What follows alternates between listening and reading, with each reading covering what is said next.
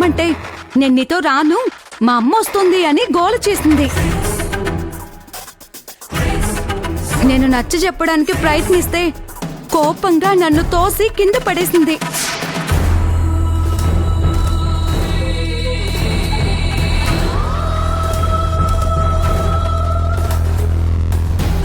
చాలా రూడ్గా బిహేవ్ చేసింది మామయ్య.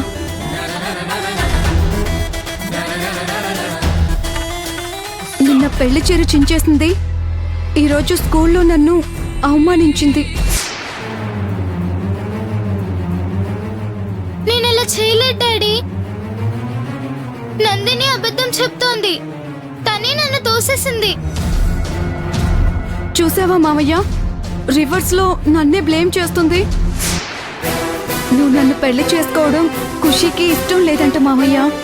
అందుకే ఛాన్స్ దొరికినప్పుడల్లా నన్ను హర్ట్ చేస్తుంది.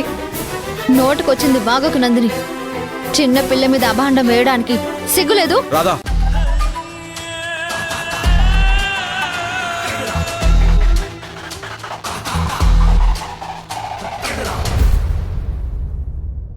బేబీ, నందినితో ఎందుకలా బిహేవ్ చేస్తున్నావు? నేనేం చేయలేదు డాడీ, అంతా నందినియే చేసింది.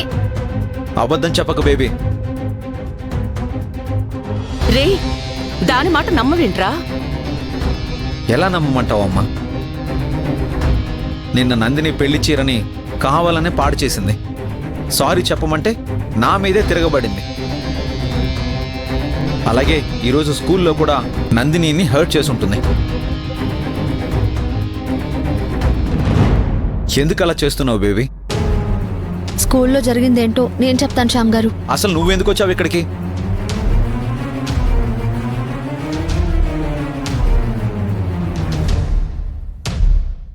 నేను నీ దగ్గరకు వచ్చి రమ్మని బతిమాలినప్పుడు నా మాట లెక్క చేయకుండా నీ జీవితం నీది అన్నట్టు మాట్లాడావు కదా, మరి ఇప్పుడు ఎందుకు వచ్చావు? ఖుషి కోసం వచ్చాను. నేను పిలిచింది కూడా ఖుషి కోసమే. అప్పుడు లేని ప్రేమ ఇప్పుడు ఎందుకు పుట్టుకొచ్చింది? మళ్ళీ ఈ ఇంట్లో చేరడానికి తెలివిగా ఖుషిని అడ్డం పెట్టుకుంటుంది. నేను మీ ఇంట్లో చేరడానికి రాలేదు. ఆ అవసరం, ఆ ఆశ రెండూ నాకు లేవు. కానీ మీరు పెళ్లి చేసుకోబోతున్న ఈ నందినికి ఖుషికి అమ్మగా ఉండే అర్హత ఉందో లేదో బాగా ఆలోచించుకోండి సార్.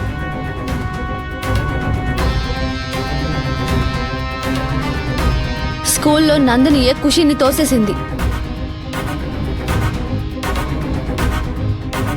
ఖుషిని కోపంలో కొట్టడానికి కూడా ప్రయత్నించింది.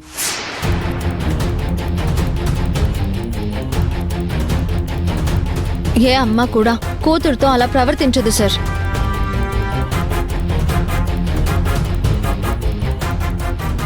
ఇలాంటి రాక్షసి చేతికి మీరు ఖుషిని అప్పగిస్తారా? హే, ఏంటి ఎక్కువగా మాట్లాడుతున్నావు? నా కూతురు నీ కళ్ళకి రాక్షసిలా కనిపిస్తుందా? అసలు రాక్షసివి నువ్వు. ఖుషి మనసులో విషం నింపి మా అందర్నీ ద్వేషించేలా చేసేది నువ్వు. అవును మావయ్య, రాధే ఖుషి మనసుని చెడగొడుతుంది. మనం ఇంట్లోకి రానివ్వడం లేదని చాటుగా స్కూల్లో మీట్ అవుతుంది. వీళ్ళిద్దరూ కలిసి నీ ముందు నన్ను బ్యాడ్ చేయాలని చూస్తున్నారు. నేను ఖుషి మీదకి చెయ్యెత్తానని చెప్తున్నారు. కానీ రాధే నన్ను కొట్టి నీకు మీ మామయ్యతో పెళ్లి జరగనివ్వను అని ఛాలెంజ్ చేసింది. నందిని మాటలు నమ్మకండి సార్. నేనే ఛాలెంజ్ చేయలేదు. నందిని విషయం పక్కన పెట్టు. నీకు ఖుషీకి మధ్యనున్న బంధం ముగిసిపోయింది కదా. ఇప్పుడు నీకు ఖుషి గురించి ఆలోచించాల్సిన అవసరం లేదు కదా. మరెందుకు ఖుషిని చాటుగా కలుస్తున్నావు?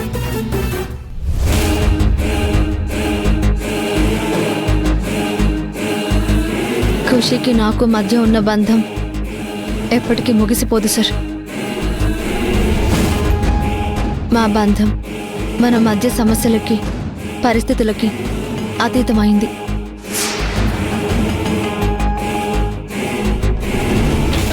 ఖుషి గురించి ఆలోచించకుండా, ఖుషిని కలవకుండా నేను ఉండలేను. చూసావా తమ్ముడు, ఎలా మాట మార్చేసిందో? పెద్ద మాయలాడిరా ఇది. ఈ పెళ్లి ఆపడానికే ఇదంతా చేస్తుంది. పెళ్లి ఆపాలన్న ఆలోచన నాకు లేదు అని చెప్పాను కదా. మాట్లాడకో.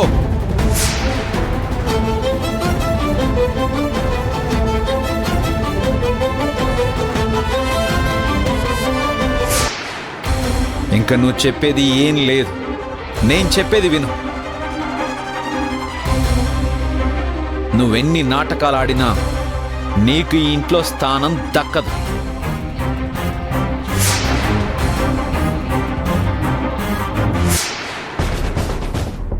నందినికి నాకు పెళ్లి జరగనివ్వనని ఛాలెంజ్ చేయడానికి నువ్వెవరు?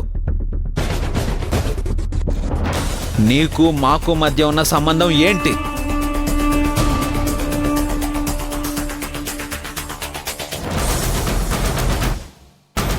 పరాయి వాళ్ళ విషయంలో తలదూర్చడం మంచిది కాదు అన్న విషయం నీకు తెలీదా? డాడీ, ఎందుకు అమ్మతో అలా మాట్లాడుతున్నావు? రాధ నీకు అమ్మ కాదు బేబీ.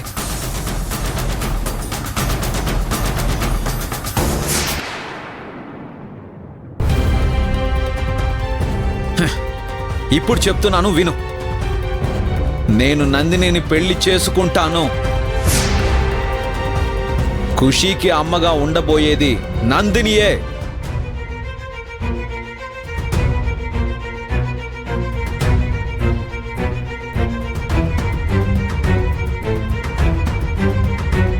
పరాయి వాళ్ళొచ్చి నా మీద, నా కూతురు మీద అభిమానం ఉన్నట్టు నటించాల్సిన అవసరం లేదు. నీకిది లాస్ట్ వార్నింగ్ రాదా? ఇంకొకసారి నువ్వు ఖుషీని కలవడానికి ప్రయత్నిస్తే నా కోపానికి హద్దులుండవు. గుర్తుపెట్టుకో. బంధం అనుబంధం అంటూ పనికిరాని మాటలు పట్టుకొని మళ్ళీ నా ఇంట్లో అడుగు పెట్టకో. Get lost.